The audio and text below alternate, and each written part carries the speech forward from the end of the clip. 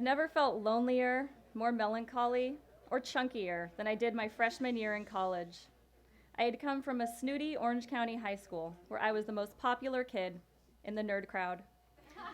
High school was excruciating for me. I had frizzy hair, was missing 2 front teeth, which forced me to wear a retainer with fake teeth in it, and couldn't justify wearing a training bra.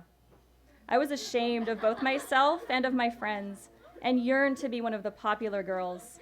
A girl whose glossy, wet and wild lips got kissed by boys with athletic ability. My loving mom, ever worried about my self-esteem, reassured me that college would be different. I dreamed of going away to that party school in San Diego, all through high school. SDSU had quite the reputation, and I figured, SDSU, UCSD, same thing. Since the 2 schools were in the same city, I thought everyone hung out together as one giant group of buddies. I couldn't wait to get away from home, reinvent myself, and party the nights away with all my new friends. I fantasized about brazenly doing the walk of shame on Saturday mornings. Still a little drunk, mascara smudges under my eyes, maybe a little sore. So imagine my disappointment when I arrived that first week, not at the party school, but at UCSD, the place where parties go to die. A college so solely focused on academics that you could walk through the dorms on a Friday night and the loudest noise you'd hear is a group of engineering majors quietly quarreling over a game of Dungeons and Dragons. When I realized the grave mistake I'd made in selecting a college, I was heartbroken. On top of this, I'd missed out on the dorm giveaway and got stuck into an on-campus apartment with a recluse. Never in my life had I found it so difficult to make friends. I tried to join the dance team, and though I was an okay dancer, there was that chunky thing, and I didn't make the cut. I really got tricked by that non-fat food craze of the late 90s. And in my isolation, I'd sit around for hours on end in my sad little bedroom, stuffing myself full of Lucky Charms and Snackwell's cookies. After 1 semester of utter misery, I was ready to call it quits, go back home, and start high school part 2 with all my friends. That's when I met the girl next door, Angela. Though she was studious, responsible, and shopped at Old Navy, all of the same qualities I was trying to shed, there was something desperately attractive about her, a car. Not only did she have a car, but she was willing to use it to take us to TJ at least 4 nights a week, 5 if Monday was a holiday. Having solidified the foundation of a virtuous friendship, we began to spend every day together. Unlike me, Angela knew exactly what she was getting herself into when she chose UCSD, and that suited her just fine. She would bury her nose in biochemistry books while I lied on her floor, drank Coors Light, and repeatedly made her tell me the story about how she'd once given a guy a blowjob in high school.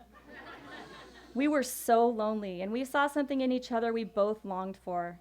She, my carefree attitude and obsession with having fun, me, her car. We only needed $3 each for a night of good, clean, south of the border fun.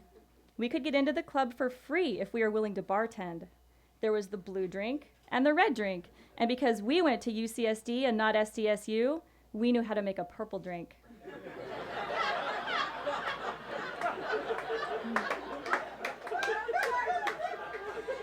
We poured the colors into plastic cups, grabbed the sailor's money, stuffed it into our bras, and took tequila shots in between. We'd spend $1 on street tacos on our way back across the border and still have money the next morning to buy a non-fat coffee shake. The only catch was that we had to walk back across the border at 4 a.m. instead of pay for a taxi. But as long as we left the club by 3 a.m., we'd be across the border by 4, home by 5, and able to squeeze in a refreshing 2-hour nap before it was time to wake up, change into our overalls, and run to class. My mom would call me every day to make sure I was still alive, and her supernatural mom radar betrayed me relentlessly. "You're not going to TJ, are you? Honey, I don't want you to get pregnant. Please tell me you're not going to TJ."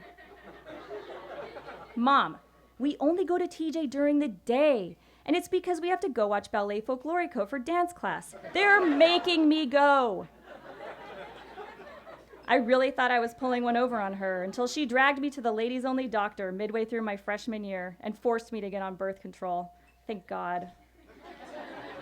And since the only danger she associated with TJ was premature grandmothering, she didn't worry about the fact that her 18-year-old, her only girl, the baby of the family, was getting wasted and then walking an hour back across a dark, dank border, only stopping long enough to vomit all over herself or publicly urinate.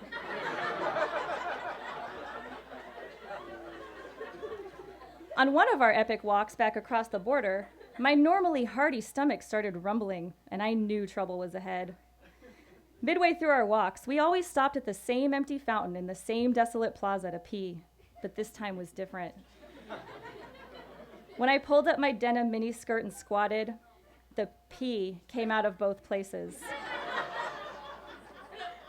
That fountain really got more than it bargained for, but I didn't care. I became desperate to get across the border, knowing there was more sex on the beach and carne asada begging to come out. Come on, Angela. We need to hurry. I feel gross. I had to get to a non-fountain toilet, so I hustled us along in our Payless shoe-source heels. As we approached the border crossing and saw the unusually long line, I panicked. The pre-9/11 border crossing was a pathetic joke, but it appeared as if they might be straying from their usual routine of herding drunk college kids across without a second glance, and were actually checking IDs that night. That's when I spotted a hole in a chain-link fence, which would definitely cut our wait time.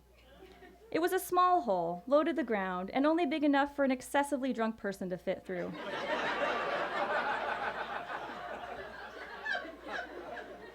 No way, Angela said. I am not squatting under that fence. It's illegal. Oh, come on, Angela. Don't be such a pussy, I taunted her, willing myself to hide my own fear of getting in trouble. Poor Angela's biggest mistake was being too sober. Everyone knows drunk people have tougher bodies. The second she squatted under that fence, she froze. What's wrong, Angela? Hurry up. I really have to get to an American bathroom. I can't move, cried Angela.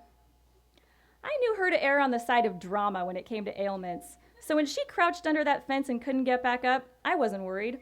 Plus, I was a selfish monster, so I grabbed her arm, yanked her up, and pushed her limping legs across the border through tears and pleas for an ambulance.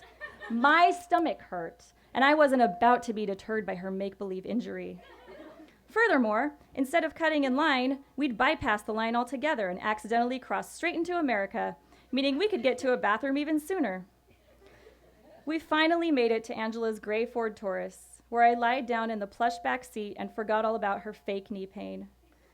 We drove for about 30 seconds before I knew my stomach just wouldn't hold.